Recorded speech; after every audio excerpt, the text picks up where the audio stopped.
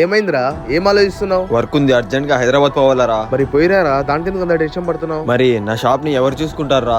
నువ్వు ఉన్నావు కదా, ఒక 2 days నా షాప్ చూసుకోరా, నేను వచ్చేస్తా. సరేరా, నేను చూసుకుంటాను, జాగ్రత్త వెళ్ళరా. బాబు, ఆ బండి కింద పెట్టేసి. సరే అన్నా.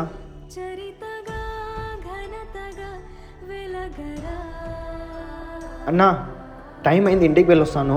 సరే వెళ్ళు. బాబు బండి కొంచెం ప్రాబ్లం ఉంది, చూద్దురా. వస్తున్నా. నీ డ్యూటీ టైం అయిపోయింది కదా. పర్లేదన్నా, ఈ ఒక్క పని చేసుకొని వెళ్తాను. సరే